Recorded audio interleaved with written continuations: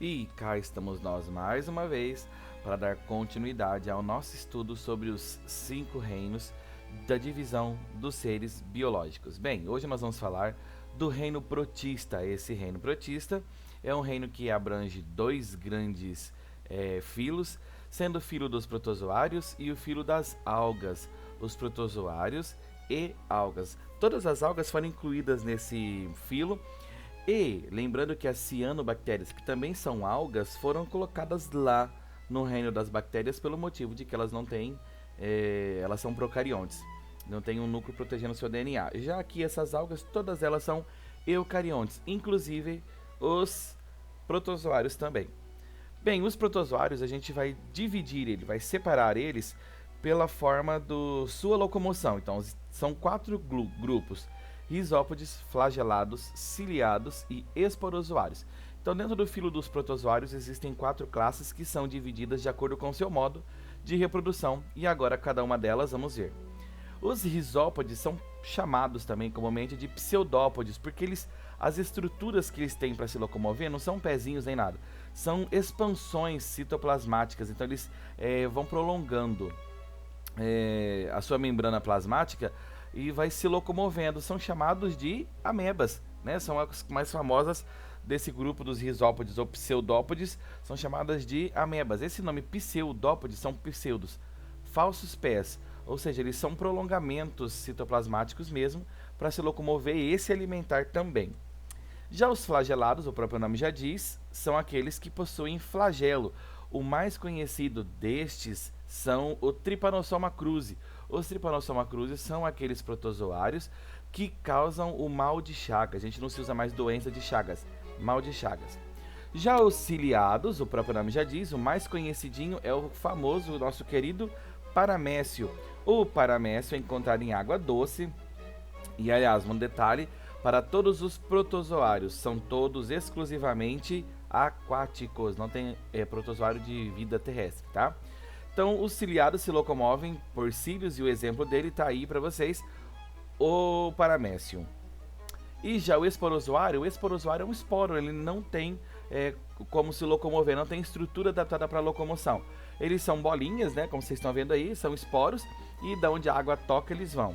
Por exemplo, uma doença causada pelos esporozoários, a malária, a febre terçã, a febre quartã, todas essas doenças são causadas por protozoários. Como vocês já viram aí, os protozoários, né, eles não são nada de bom pra gente, pra vida humana. Então, eles causam sim doenças, e muitas dessas doenças são doenças incuráveis, como vocês viram, o mal de Chagas.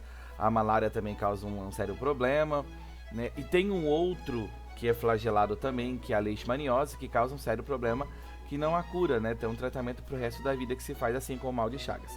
Bem, a primeira parte foram os protozoários e agora a segunda parte são as algas. Aqui eu coloquei somente algumas, mas entre elas diatomáceas, dinoflageladas, rodofícias, que são as vermelhas, euglenas, as verdes, que são as clorofitas, e as pardas, que são as fiofícias. Vamos ver então cada uma delas e alguma das características e tipo de clorofila e pigmento delas também. As diatomáceas, sim, elas são algas tanto de água doce quanto marinhas, são todas coloridas, são microscópicas, tá? Isso vocês têm que lembrar, são microscópicas, e as células delas, elas são, como vocês estão vendo, elas são unicelulares aí, elas são revestidas por sílica, e essa sílica deixa elas mais resistentes, mais durinhas, e também aproveitando que forma nelas um filtrador muito grande de água. Elas produzem muito oxigênio, uma carga muito grande. 70% do oxigênio do planeta são essas algas que estão produzindo. Por isso é uma preocupação quando há derramamento de petróleo nos oceanos ou nos rios, porque ele vai encobrir todas essas diatomáceas e o oxigênio vai, sim, ter uma baixa de oxigenação na água também. Ela possui fucoxantina, que é um pigmento, e a clorofila A, C e E. Então vocês viram que ela é toda colorida aí, né? Toda muito colorida. Algumas verdinhas, mas a maioria é azul, outras são mais pardas, outras são mais amarelinhas e outras são coloridas, todas elas coloridas. As dinoflageladas são algas que não têm cloroplastos e são parasitas. Tá? E as que são parasitas a gente chama, são heterótrofas, por exemplo, que são parasitas, e a gente chama elas de zooxantela, porque elas às vezes entram dentro de outros protozoários para sobreviver. Além de tudo, ela tem piridina, que é um pigmento, e clorofila A e C. E ela causa, agora que eu me lembrei de falar pra vocês, ela causa o fenômeno da maré vermelha. Quando ela encontra a matéria orgânica ali que ela pode se alimentar, sei lá, morreu uma baleia, um peixe, alguma coisa assim, e ela vai se alimentar. Então ela se reproduz muito, causando um fenômeno chamado maré vermelha. Muitas pessoas confundem com sangue na água e tal. Não, são dinoflagelados, são algas que produzem esse fenômeno chamado maré vermelha, porque elas têm um corpinho vermelho devido à clorofila delas.